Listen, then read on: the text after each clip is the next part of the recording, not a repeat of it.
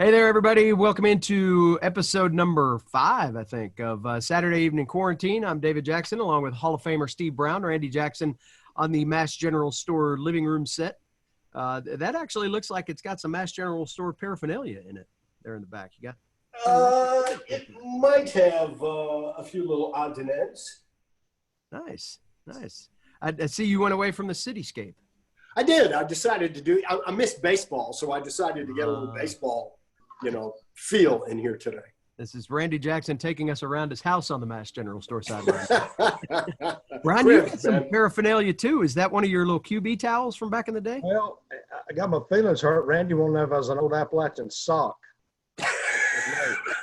It's a scarf. Come on, man. It's a scarf. You are the kind of guy that walks around with one of those camel's hair coats and a scarf. I've seen Brown in a scarf before. He could be in a J. Crew catalog, although that wouldn't do him any good since they're going out of business. We used to refer to Brown as Jack Palance back in the day because he was like Jack Palance in those old Brute commercials or whatever cologne he was pushing back in the day. That was Brown. How you doing, Brownie? Well, good, brother. How you guys going? And we're doing all right. You had your App State mug there. You got any a Lynchburg lemonade in there? What you got? Basically got some straight Coke and ice. I gotcha. We'll get into the bourbon a little bit later. We'll talk about our favorite bourbons on here. And we went to the barbecue route last week. Figure we'll break into the bourbon this week. Randy Jackson's got a nostalgic cup. I do. I decided it was noon somewhere, so I was going to do a little blue moon. This is that light sky blue moon. And David, you probably remember this glass. It's got the Blue Moon logo on it. And then on the back it says, I had a blue moon on a blue moon, and the date was 8/31/12. That's right. We were at East Carolina. We were. Getting ready for the September 1st melting hot pot season opener that was App in East Carolina. That was the hottest game I ever did in my time. That was a hot game, and I also remember it wasn't much of a game. No, it wasn't. They were taking people away by the busload to get them out of there. That was a noon kick. Is that right? Noon kick, metal stands, paramedic crews walking through the stands, taking people out as quickly as they could. Yeah. Those were some hot times for sure. Brownie and I were in the booth. There was an air conditioner in there. It just wasn't working. It's like the opposite of Montana. Was that when we had we were starving, had some food brought up to us? That is right. Yeah. We, something about either we didn't get access to the pregame food, ham sandwich. Remember that? Yes, I do. Brown's got visuals this week. Now, there was something about we didn't get access to the pregame food, and your boy Doug Glenn brought us food. He stopped at like Atlanta Bread Company or something like that and brought us some ham sandwiches. What was the ham company used to have the great ham sandwiches? Oh, honey baked ham. Yes. Yeah. And me and you were both, and there's nothing. Remember, they were working on the press box, you said, and it was torn all to pieces. We're in a small little room, air conditioner leaking on us. I thought, man, I got to have something to eat. I'm going to pass out. And somebody brought a goodie bag from Doug Glenn, and he really outkicked his coverage on that one. That was the best ham sandwich I think I've ever had. It's so nice to hear this stuff because, those of us that were down on the field in the heat or in Montana in the cold that, I hear complaints about, oh, the press box wasn't warm enough. Oh, the press box was too hot. It wasn't cool enough. Man, in food, we never got food down there. And you guys lived like kings. You had people give you pies and everything else. And the we all pies, starved. Yeah, we had that family that made us the pies all the time, and they come and drop one off at Prelude, and Brownie and I'd be about 2/3 of the way into it by the third quarter, and you come up after the game, and there was like crumbs left. Oh man, yeah. So Brownie was always great for the, he'd disappear. He'd get a phone call on his StarTAC, and he'd go, "I'll be right back." And 25 minutes later, in the middle of a game or something, but 25 minutes later, Brown would come back around the corner and he'd have something because he had this army of like a culinary team that just anticipated his every need. So that day he disappeared. He came back in with some sandwiches. Like, remember remember we were bragging on Doug about the ham sandwiches, and Steve Griffin brought us up something. Poor effort on his part. Remember? Oh yeah. Well, he came with just like a concession stand, like thinnest barbecue ever sandwich, if I remember right. It was awful. I think he ate half of it. He took the barbecue off the sandwich and ate it, and put the sandwich back together. There was still a little barbecue on it, but couldn't do that today, man. I think, Brownie, in a future episode, we need to go with a top 5 list of the foods that we received. I think the pies are an easy top 5. Yeah, those are awesome. Maybe even a top 2 or 3. Those are awesome. But we had Marty's chili has got to be considered. That's at the bottom 5. There were some good things, and there were some things that we just took a spoonful and then made sure that we hid them somewhere so we could get on with our day.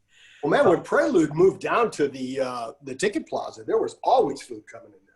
Yeah, well, and then there was the Reed Allen tailgate, one of the most famous tailgates in stadium lot history. They always hooked us up with that sex on a plate stuff. The dessert that had all of the sugar on the planet in it, but then they had that lemon slush too, that they'd pawn off on us early enough, of course, and that was always nice, especially in those first early games, when it's still hot outside, and they come rolling around with a pitcher, like, you guys want one? Like, not gonna turn it down. Oh man! All right, well, we'll get into that next week. That might be a good one for next week. If you want to defend your tailgate food dropping off honor, remember we have an email address. It's abanquetbeer@gmail.com. So remind us what you gave us, and maybe we'll ask you for some more. Who knows? Email address is still good, huh? The email address is still good, and it's actually part of the subject of our show this week. So I want to get into this because we have a real estate update. Well, I've blown it now. This is Brian's actual yard. Instead of yard like Brian's this week, we're going with Brian's actual yard. And I think that there's an opportunity to break this down a little bit. So Brownie, I'm going to give you the first honors, and I'll use the telestrator again here to circle anything that you think about Brian's actual yard, which is very nice.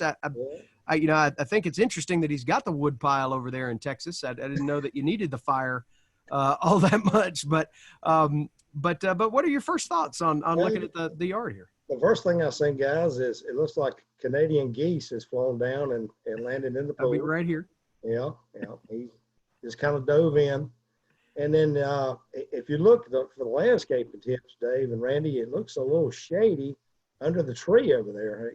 We need some tilling going on over there. Yeah, some replanting. We definitely have some. Looks like dirt.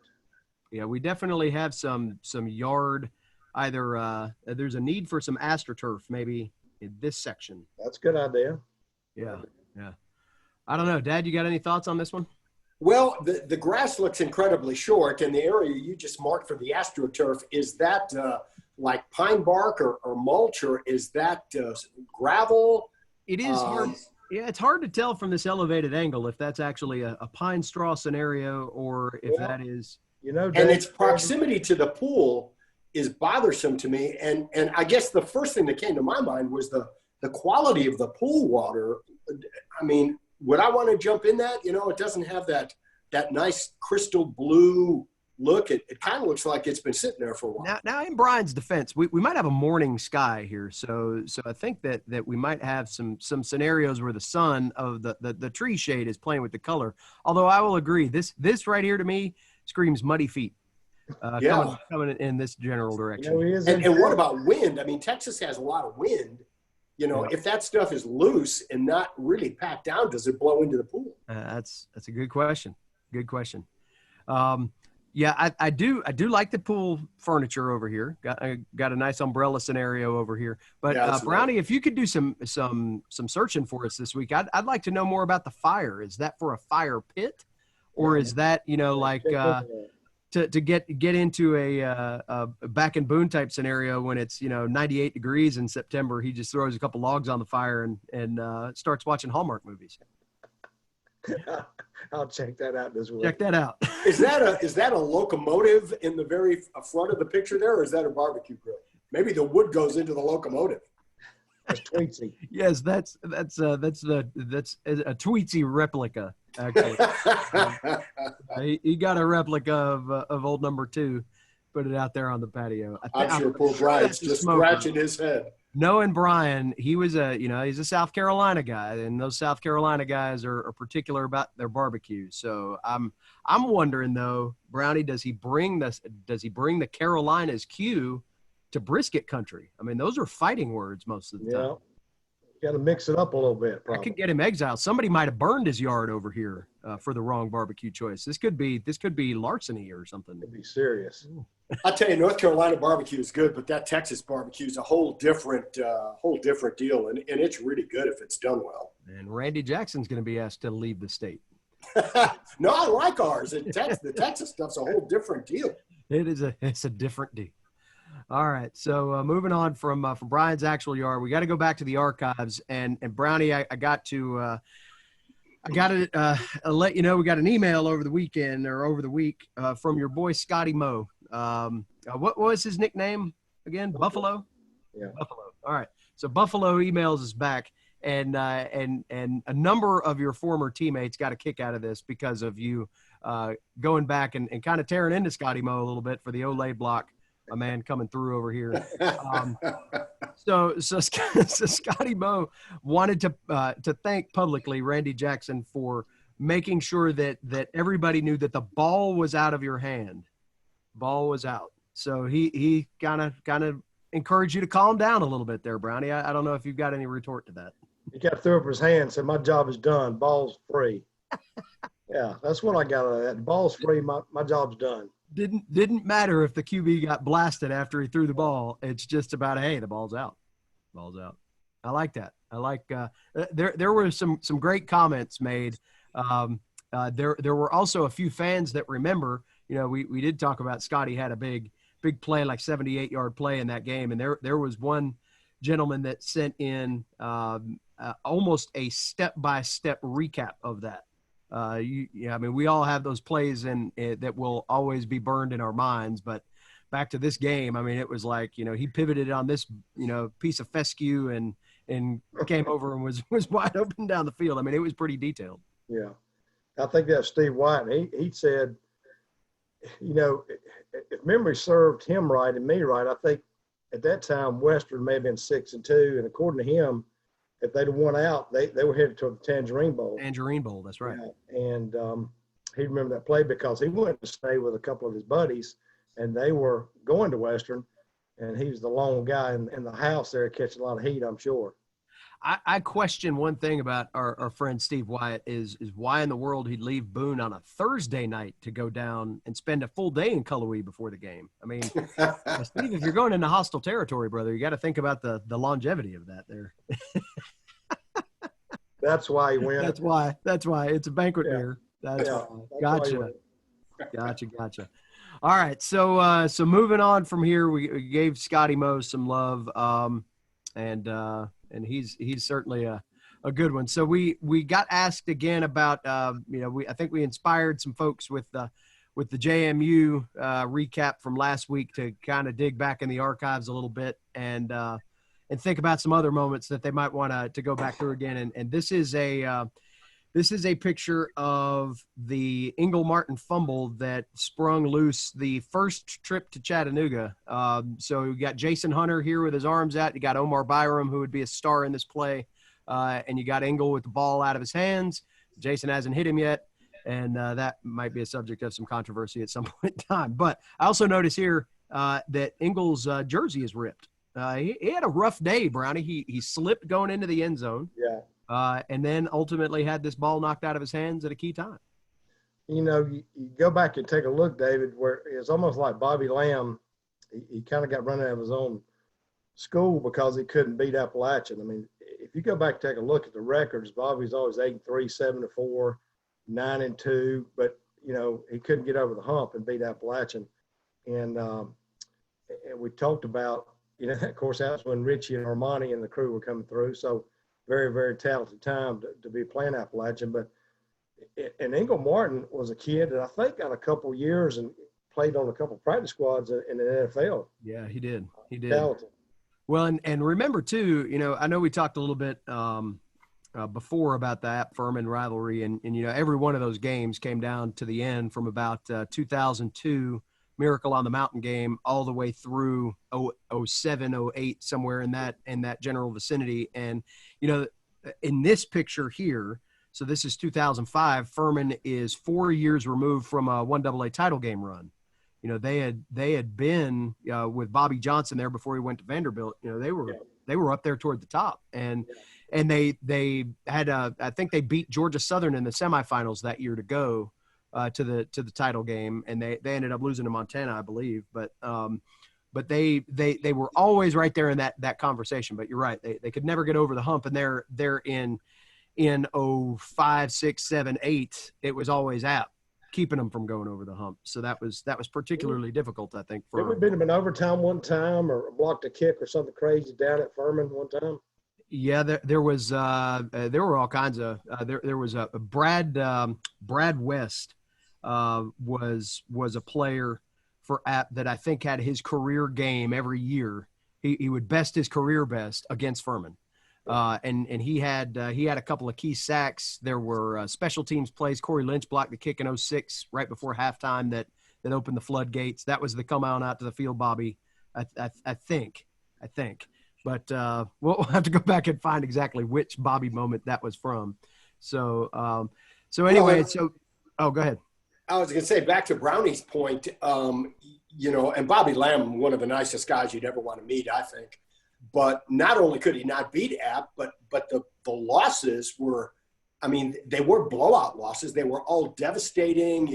They seemed so close, which makes them so much worse. And I really kind of felt bad for him. I was glad to see Taylor come and decide to attend App. But, those losses were not just losses. They were spectacle losses. Sure. So we were able to find audio from this play. And we also found video from this play, but they're not on the same thing. So I just want to make sure you guys can see the screen, right? The audio file on it. Okay. Yeah. All right. So we're going to start the audio, and then we're going to come over to this window here and play the play. And we're going to see if we can time this out. Unfortunately, the two were not merged, but it's cool that we were able to find one of them. So here we go.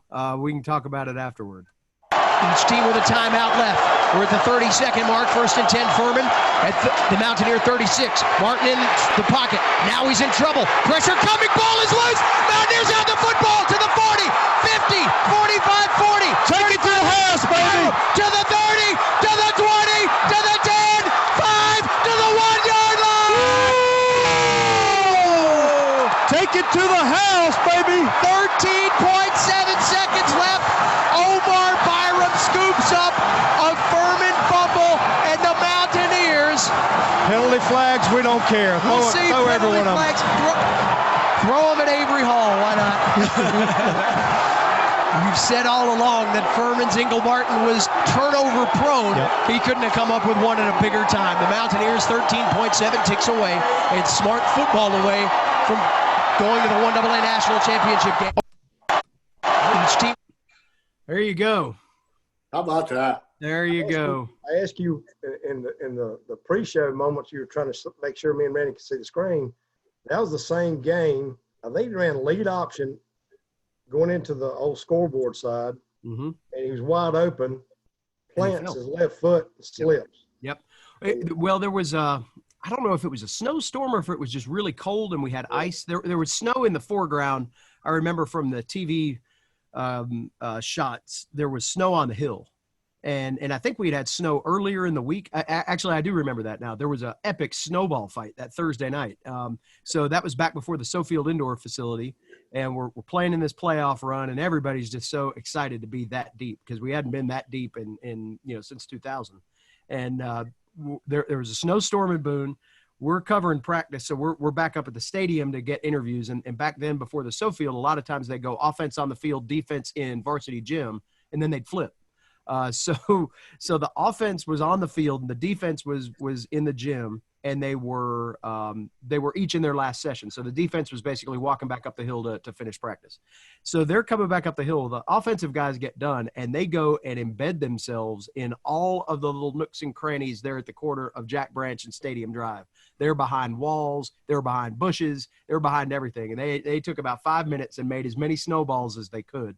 And they absolutely just ambushed the defense coming up the hill. So I do remember that there was snow out there. So that old turf was not kind to cold conditions. And yeah, he had a wide open, probably about a 2-yard run. I mean, it wasn't long. It wasn't like he had to run forever.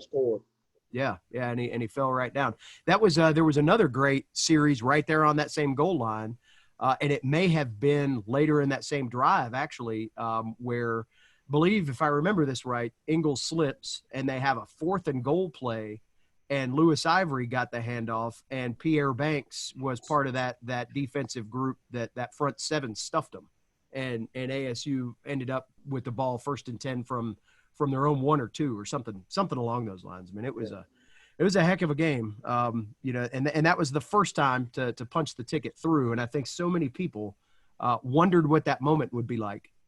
And certainly it wasn't easy. There were so many Maalox moments that went into actually getting over the hump to go to the championship game that it was almost like you didn't care if you wanted Chattanooga because you finally got there. And then Northern Iowa was another game that was just like it. It was, that team had some cardiac in them for sure. And I think next week I found a clip. It's not our audio, but it's a clip of the Zach Johnson catch on the drive in 05 that kept that big score alive that Richie had. Yeah. And they had moments like that all the time. That it was, one of those moments gets removed, and they may not win the national championship at 05, but they found a way to persevere. So that was always fun. Was that catch on a 3rd, or was that a 4th down catch? A 3rd and it was a 3rd down catch. Yeah. Third down and long, and the ball was almost picked off. He got hit. I think it might have been the only time in the second half that he got contacted. Yeah. That offensive line job in the second half to keep him upright was one of the best O-line jobs ever. Sean Elliott had those guys rise to the occasion, but he got drilled and underthrew the ball a little bit, and Zach was able to fight it away from a DB and get it done. But how many championship teams don't have moments like that? I mean, that's what makes a championship team is turning those moments into gold. Yeah. Well, the 07 play against JMU, you don't get that fumble, they kick a field goal and beat you, and that's it. And that changes the narrative behind, perhaps the greatest team ever to play at App State into lost opportunities, that won the big game but couldn't finish it out, that kind of storyline. And instead they were able to get that and won a squeaker against Eastern Washington, then blasted Richmond and blasted Joe Flacco in the championship game. And the rest was history. So I wonder if Joe Flacco still remembers that. I'm sure people bring it up to him from time to time. I know one thing. He made a throw. I still tell people this day. He made a throw. We had pressure on him. He's basically flat-footed and kind of backed up, threw a ball off his back foot about 55 yards and put it right on the sideline. And I remember turning around to you and said, that's unbelievable. I mean, for a guy's arm strength, with no step or no half step or anything, he had an unbelievable arm. What was his coach's name? I can't remember. He was not a favorite of mine. That was, oh gosh. If you wouldn't ask me, I could have told you. He went on somewhere else too. Didn't he go to the NFL? Well, he ended up getting fired at Delaware a few years later. I'll think of it here in a second. Yeah. But a good thing is that for his he's a Sam Houston. He's a Sam Houston now, I think. Yeah, I think you're right. Yeah. I think you're right. For as polished as Joe Flacco was, and for as golden as his arm was, for his skill set being so elevated, he was equally as confident in himself. Oh yeah. Remember that press conference? Sitting there thinking, this guy may wail on us tomorrow, but he's a little bit full of himself. He's just sitting there with his hand like this the whole time. He's like, yes, I think we will win. It was not Not one of his best efforts. David, Come you know on, who I John. always think about all the time is, and I know you know him too, being a former Cub, is Matt Caesar. And every time I see him, and now with all of the artwork and stuff that he does, and getting ready to play baseball again, every time I see him, I think of him walking by me in the athletic facility after that playoff game where we were just didn't have a good day that day, and we'll always remember that every time I look at that guy. Yeah, that wasn't one of our finer moments. Old Matt carved us up pretty well, and I had some real struggles as a Cubs fan coming around to him when he got drafted by the team and ultimately made the big league roster. So, Brownie, you got some word association to play with us today, huh? Yeah, got a couple things here. You named the trip. We'll get into a little bit of storytelling. Okay. Rizzo. Rizzo is the word. That's not Anthony Rizzo, unfortunately. I believe we had a good friend of ours that traveled with us that at Samford in about 2008, perhaps got some bad barbecue down there in the greater Birmingham area and spent a good bit of the pregame of that game sleeping on top of the press box.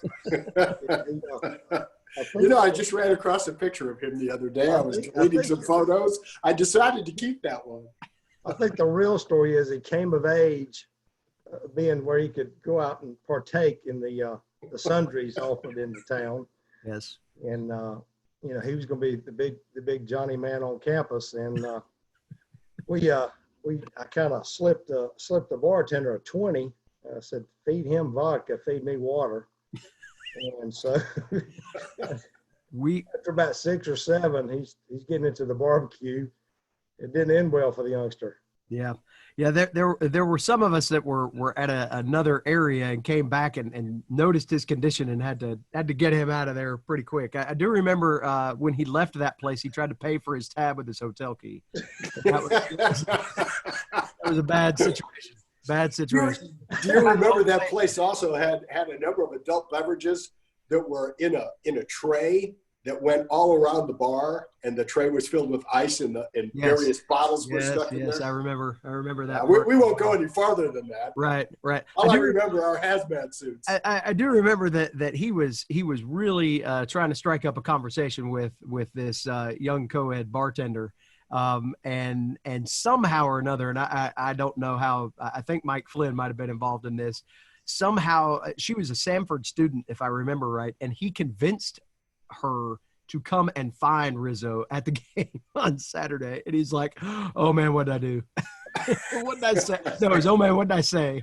And she just was like, "Hi, how you doing? How you feeling today?" And it just crushed him. It just crushed him. Man. So yeah, those were good times. Good story idea here, Brownie. What you got next?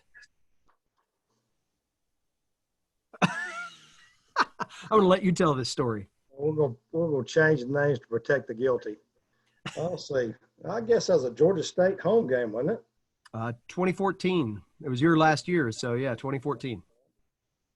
And I think they called 3 consecutive timeouts. Was that the end of the game, David, or right before Into the first half? First half, yeah.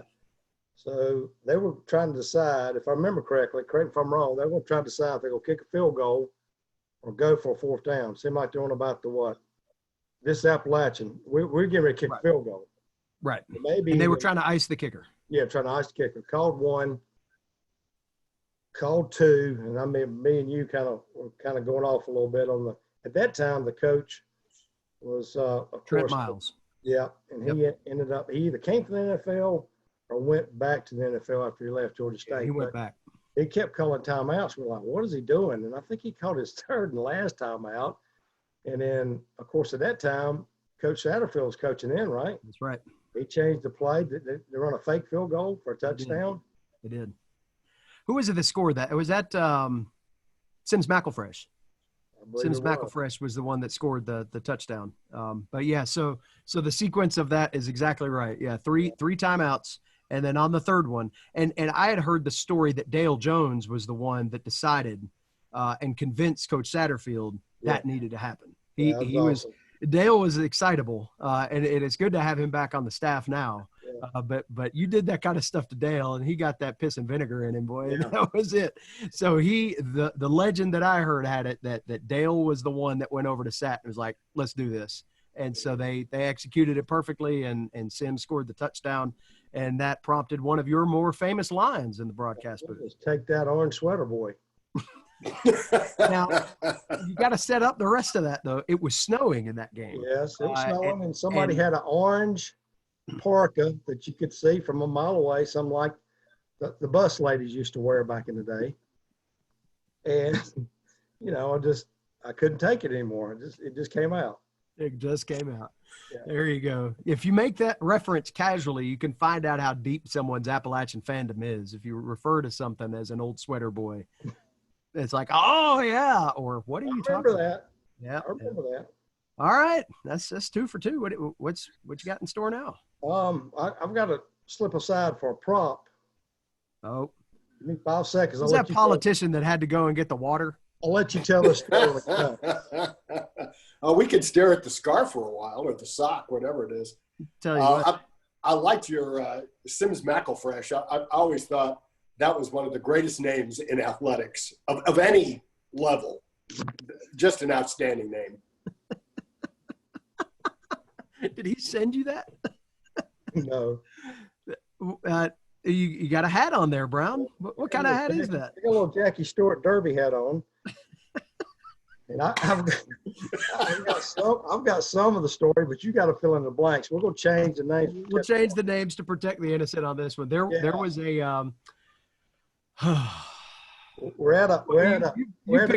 You start off. We're at a road venue. This guy comes in, and usually when you're on the road, the opposite radio personality and host comes in, and it always comes and talks to you, and you introduce him to me. This guy comes in with this derby hat on, and I was thinking, this guy's Big League Bobby. Sunglasses too. Oh yeah, just chill, sunglasses. Like Oakley's and a derby hat. And I was like, who is this guy? And he leaves, and you tell me who it is. I said, whew, that guy's a trip. So I'll let you fill in the rest of the story. All right, so App wins the game. I feel goofy in that hat. App wins the game. And it was one of our national championship game years, and our national championship years, and this particular team was not having a very good season, and so it was, when you're involved in that kind of stuff and you're in roles like ours, you wear it a little bit, especially if you think your team's better than they're showing and you lose again, it's like, man, come on. So App wins the game, and they had us beat. But they had us beat. You're right. Had us beat, came back and won the game. Oh yeah, had us beat. Yeah, and so he comes back by, reluctantly says something to us, and Brownie drops on him. Brown's trying to be diplomatic. We're getting to the elevator. Yeah. Okay. Well, there was no elevator. There's back steps. That's right. Back steps. Yeah. So we're getting ready to all leave, and Brownie. As we're packing up the stuff and everything, Brownie just kind of big leagues him a little bit. He shakes his head. He's like, good luck the rest of the way. My man didn't like that very much, and he got down into the parking lot, and he was ready to throw down. And Brown's like, what's his problem, man? I just told him good luck the rest of the way. Being serious.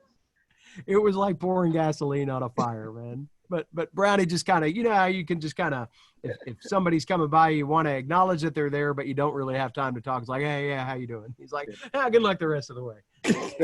Man just stopped dead in his tracks, and you could just see it was like a he went white. He turned white, then he turned red. The smoke was coming out of his ears. And he had the derby hat on. He was going to wait for Brown in the parking lot like Happy Gilmore, man. He would have the derby back on. Yep. So did you buy the hat, or did he give it to you? Did you win the flight? What happened? I think he autographed it and sent it to him. Amazon $10 purchase. Wow. Brian, you had a way of money and stuff up now. Wow. That's big time. That is big time. I still, my favorite Brown one is still the hurricane bait story. That was, that whole deal was incredible. I'll have to save that for another show. Yeah, we'll save that one, because that might require visuals as well. So. Brownie, is that all you got? Yeah, that's all the word association I got today. All right. Well, thank you very much for bringing that to the program, man. I'm glad that you what you saved in art supplies you dropped on a prop. That's pretty good. David, you need to make a new graphic and make this a part of the show. I think we will. I would encourage you next time not to buy that hat on Amazon. If you could just make that as a local purchase, that'd be great. Oh man. All right. Well, I think this does it for another episode of the quarantine. Hopefully everybody's holding up okay, and we'll continue to give you quarantine banter. Any final thoughts on the way out here, fellas? Yeah, is the quarantine show going to continue after the quarantine? Had that question come, I think that's an opportunity for us to get with our sponsors and talk about where we want to go with this. Brownie, you got any thoughts on that? I got some hats coming from a sponsor out here with. We'll get some hats maybe next week. Brown's so financially committed to this show, we might have to keep it going. He's got some greenbacks in this thing right now. I had to get some thoughts from the guys on the email about what the plans after quarantine ends. What we have to change the name of it. It's a whole trademark type deal. Saturday evening with bourbon. But then again, the way things go, you never know whether you're going to be in another quarantine at some point. So, we ought to trademark that name and just keep it. Yeah. Good luck to you the rest of the year. Good luck the rest of the way. Oh, man alive. All right. Well, that'll do it for this edition of Saturday Evening Quarantine. Remember, email us your questions, thoughts, memories, what have you, pictures, descriptions, and accounts of this game to it's a banquetbeer@gmail.com. I didn't give you a chance to say it this time. That's why I made my sign. Well, you made your sign, but, It's a banquet beer, Dave. There you go. All right. Well, I lost my sign. Forget it. Your dog ran away with it. It's tucked under the orange sweater. That's right. All right. That's it for Steve Brown, Randy Jackson, David Jackson. Good luck the rest of the way, folks. Have a good week, everybody.